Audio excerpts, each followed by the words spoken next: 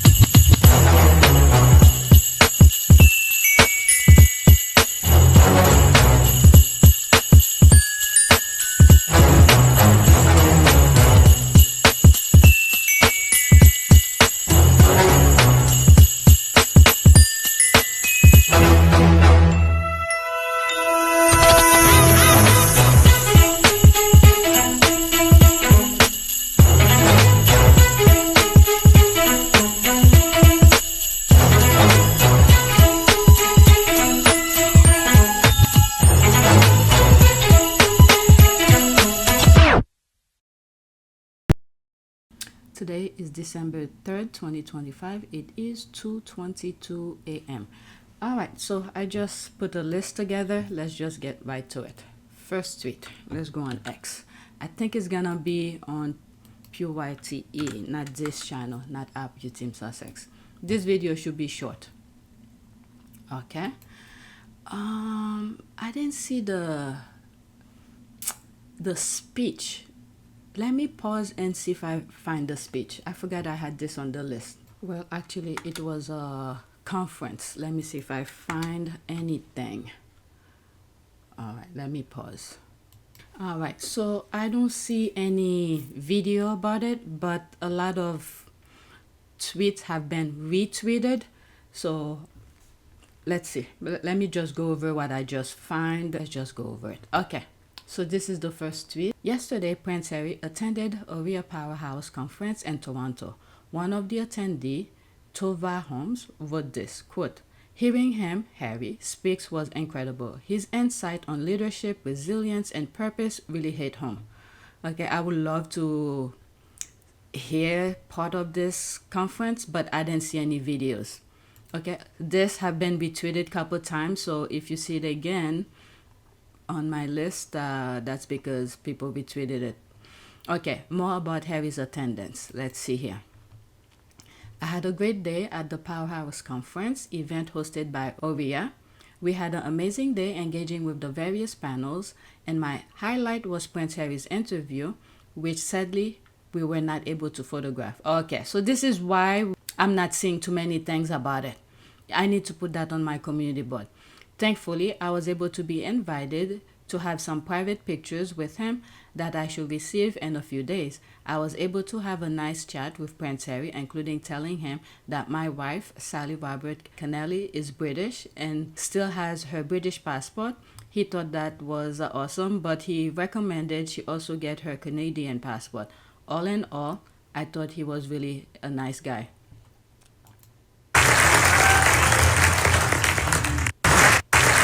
Okay, I guess they were really keeping that conference very tight, probably due to the conversation that they were having. So that's why we didn't see too much about it. All right, here's a video. Okay, so that's the video that I just saw. "Oh yeah, was hoping we hear about it." Yeah, so it was really a private event. All right, let's see. There's another one that I put. Once I finish record this, I'm going to put on my community board. I've been a little bit MIA on social media. Okay, so that... Okay, it's the same thing. What I was saying, I've been a bit MIA on X, and you don't see me putting too much on my community board because too many depressing things. Once I start getting overwhelmed, I'll just lag out. I mean, I hate to bring this, you know, I enjoy sharing those tweets with you, but once, like I was saying, once it get overwhelmed and making me feel depressed, I just lag out. Okay, I don't. When it's starting, especially things that I see going on in the U.S., I'm seeing a lot of them coming under my timeline. So when I start seeing too many of these mistreatment of people and it start affecting me, a little bit emotional about it, I lag out. Okay? I try not to get too invested in some of these. Okay, like yesterday there was a election going on. So I did my thing, went and vote, did a little bit research about the person and went and vote. But there's too many things. And this is why some of you are not on Twitter, because these things probably affect you in a way that you just can't handle it. So when I'm starting to get in that space or not being able to handle it, I just lag out. Okay? I would love to share with you, but if it started affecting me, it's not worth it. All right? So just know when you don't see things coming under your timeline, I'm not sharing videos. It's just either I'm busy or I tap out. All right, let's see here. This is the next tweet regarding the conference. Prince Harry was the keynote speaker at Powerhouse Conference 2025 yesterday in Toronto. There was a complete media blackout at the event. Okay, so this is why we were not seeing it. Okay, see what someone who was there said. The Duke of Sussex attendance was announced in advance. Okay, let's see here. All right, so they didn't let people record it. Okay. Still buzzing from today's Orea Powerhouse conference, where the keynote speaker was Prince Harry. Yes, that Prince Harry. His message hit hard. Take care of your own mental health. Look at this. I didn't even know this is what they were talking about. Like I was just saying, I tap out because I was seeing too many negative things coming under my timeline. And once I started seeing it's affecting me, tap out. Okay, his message hit hard. Take care of your own mental health first, so you can show up with real energy and capacity for the people who need you. Simple, powerful, and exactly what we all needed to hear. Sadly and totally understandably, there was a full media blackout, so no photos from the event, but don't worry. Okay, so that's the part I was reading. I did manage to get my very own Prince Harry photo. Okay, insert extremely convincing, totally official, completely real Prince Harry pic. Okay.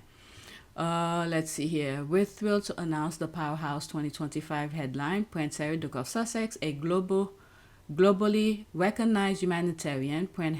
Prince Harry brings a powerful message of service and leadership to the Powerhouse stage. Join us December 1st and get your ticket. Okay, so they were announcing it, but they didn't make too much noise about it because, once the UK start hearing about it, you hear all the garbage coming from them. Right, in case you missed it, Powerhouse is ending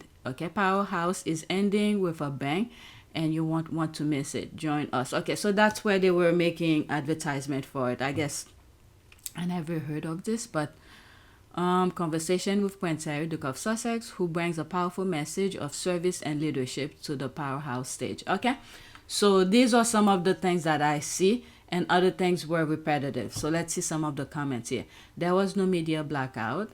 It's a private event. A private event operates that way. I share what the person who attended the event said. That's what I saw too. Harry and Meghan are outstanding. They truly are the golden couple. The royal have lost their future through short-sighted snobbery and racism. Every business on earth would love to have Harry and Meghan on their books. Greed. What's the other thing? Greed, jealousy, envy, all this play part of it. And also, these groups, let's say, the monarchy, the Trumpism, the Jewish, the Middle East, okay, they had their own agenda for the world, okay? So we know all the key players who's disturbing people's lives. We do know who they are, but I don't know. I don't want to say something to get my channel blacked or demonetized or something, but we do know. We do know. I'm glad there was a blackout. That means media parasite. They know who they are, will not be able to pick through every word, enunciation, and gesture. Yeah, I think it's because of the UK. They made sure to keep it somewhat a low key. From what that lady said, I gathered the organizer wanted the event exclusive and private because unfortunately media isn't always helpful. Makes sense to me. Yeah, I think I understand it too. He did not want the media in a business high-level event. Simple. I'm glad the media was blackout. This is type of keynote speech Meghan should be doing too. Good. We've all heard Harry speak before, and I'm sure it was anything but exciting or inspiring. That person seems to be standing in front of a life-size Harry cutout.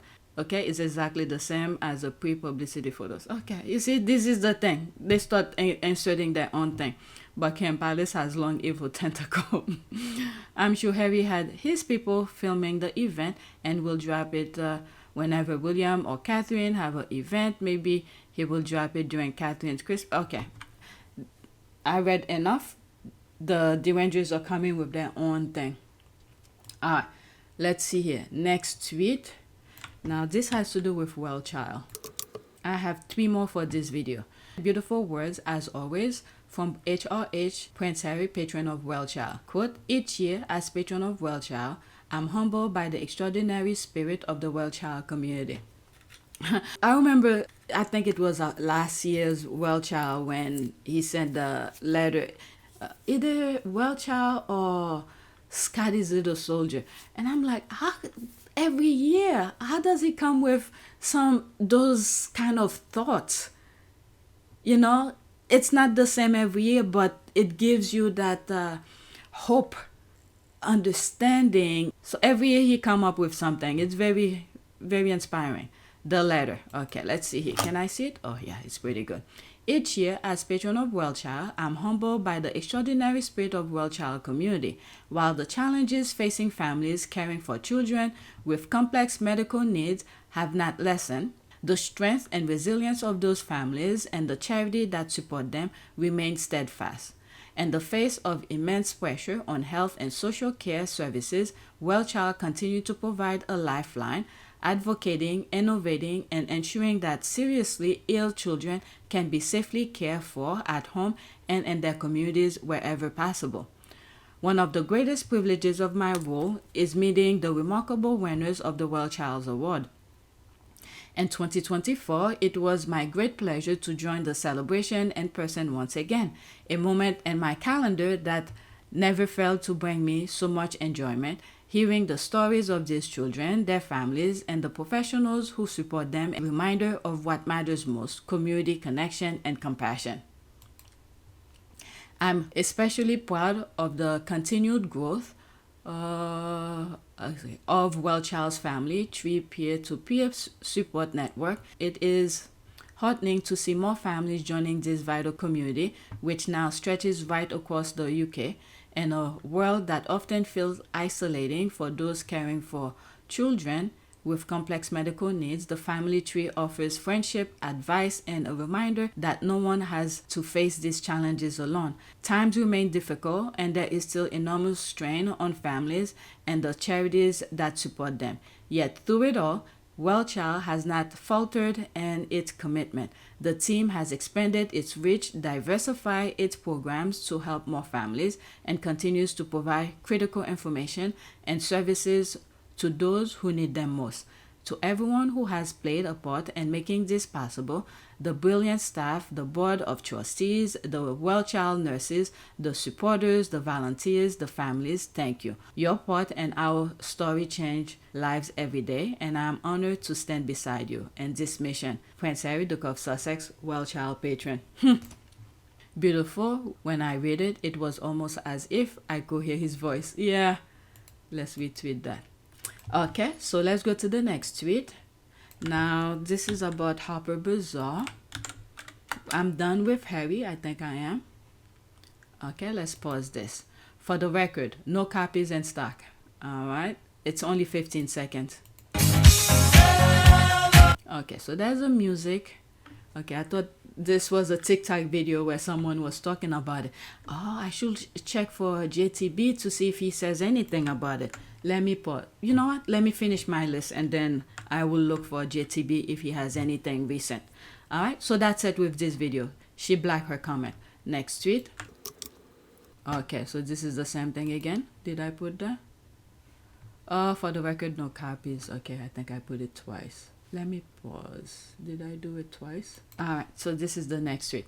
They never liked her approach when she was actually in the family. They prefer to bully her out, copy her every move, then act like Her ideas were theirs. Harry and Meghan, alongside their kids, are the extraordinary royals. The Doolittle too should be thanking Harry and Meghan. Alright, so let's listen to this.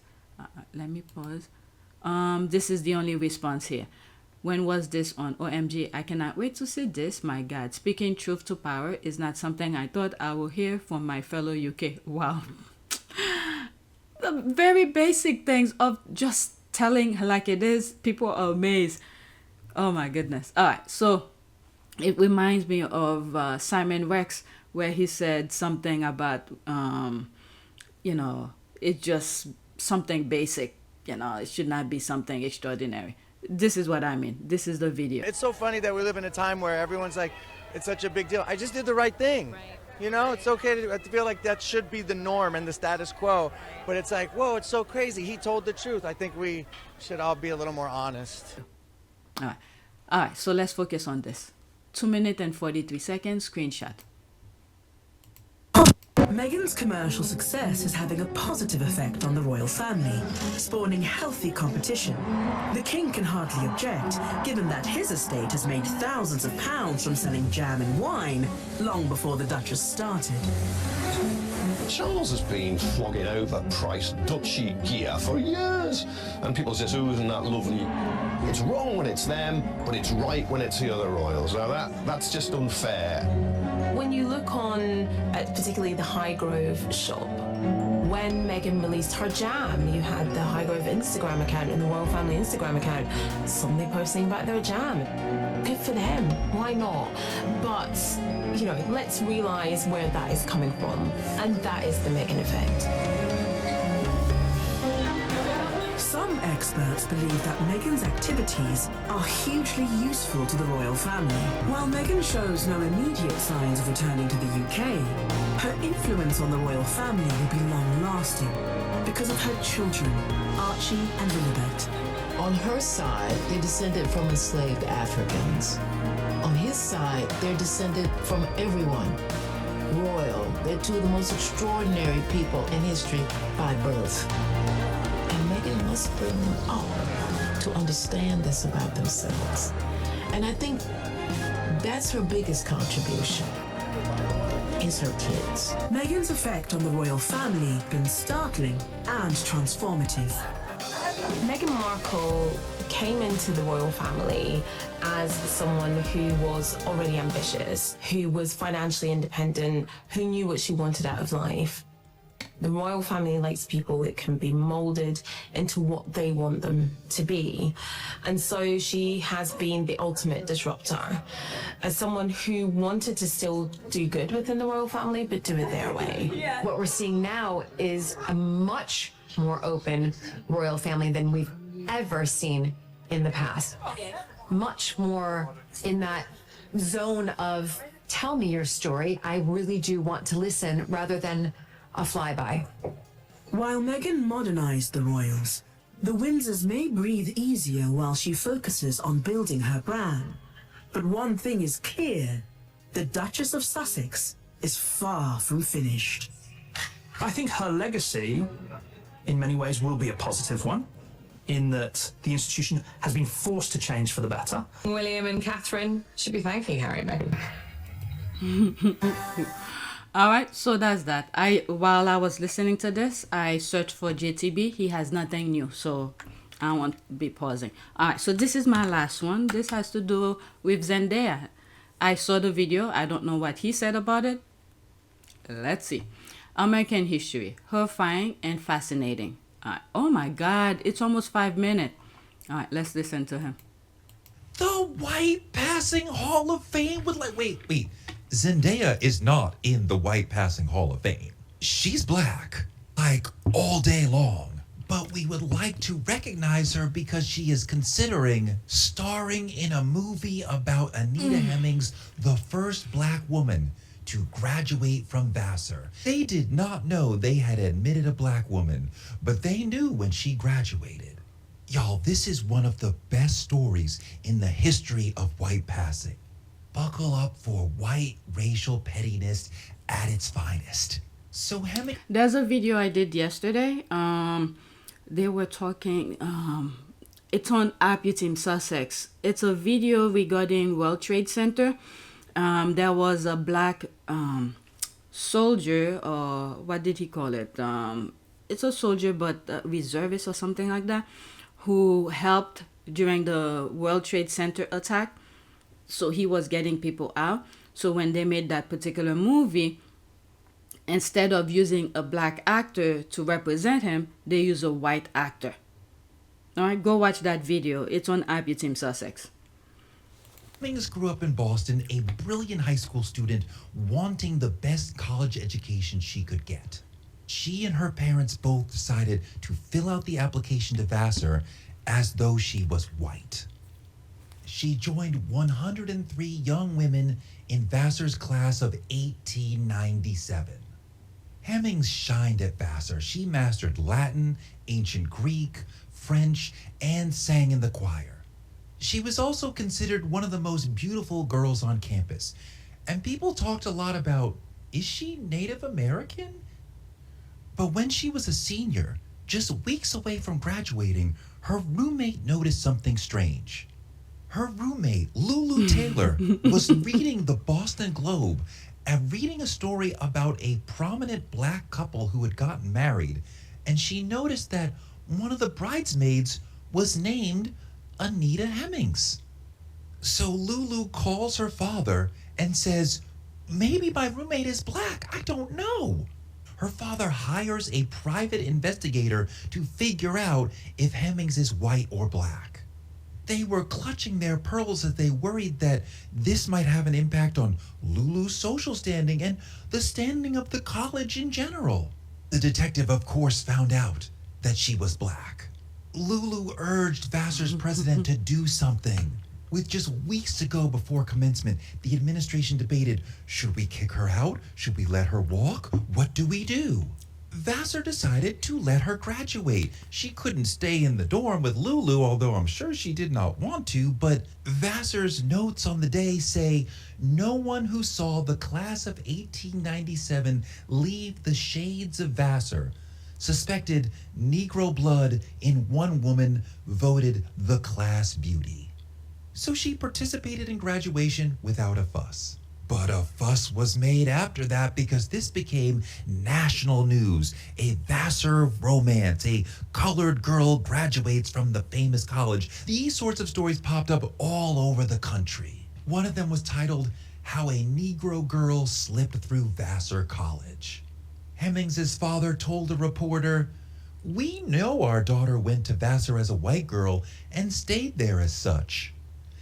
As long as she conducted herself as a lady, she never thought it necessary to proclaim the fact that her parents were mulattoes. So she graduates from Vassar, moves to New York City, marries a doctor who is also passing for white.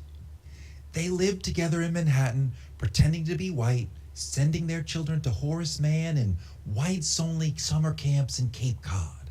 They say that when Hemmings' mother came to visit her, she had to use the servants' entrance. When it came time for her daughter, Ellen Love, to apply to college, of course they applied to Vassar and said she was white. I have no pictures of Ellen, but this represents that we are back on Vassar's campus in the story. So while Ellen is on campus, there's a 25-year reunion. Lulu Taylor is back on campus. She hears a rumor that her old roommate's daughter is now enrolled at Vassar, and she freaks the fuck out. At this point, the school is still not admitting black women who they know are black women. Lulu went to the president of Vassar and said this was very important to her because it was very painful, the experience she had with a roommate who was supposed to be a white girl but proved to be a negress. The president said, we don't even know if she is aware that she's black. Anita Hemmings and Ellen Love, white passing, Hall of Fame. Anyway, I came across it. I thought I'd share it with you. I'm not even gonna go in the comments. Alright? So, oh well, but whatever. That's all. Let's do a prayer to end this. Prayer for humanity, I guess. I don't know. People are going crazy for... it's just unbelievable. Okay, so that's this here. Prayer for humanity. I believe in angels. The word angel means messenger. Everything that exists is a manifestation of one being, and it manifests two messengers. Messengers deliver the will of the one being, and the messenger is light. Light is alive, and it carries the message of life all around the universe. Okay, I don't know if this is really a good prayer. Let's see here. Maybe this one. O God Almighty, help us to live in a world where all people are treated equally and with dignity. That's what I'm looking for. Where we don't play with the lives of the people to fulfill our own selfish desire. Where we, as all people, are united to help each other as brothers and sisters in humanity. Alright, so this is perfect. So please take a moment to subscribe, like, and share. If you want to support this channel, there's a PayPal link and a Cash App link in the description. You could donate. Those who have donated, thank you. Alright, so that is it. Thank you for watching. I'm going to continue recording. It's going to be on RP Team Sussex. Thank you for watching.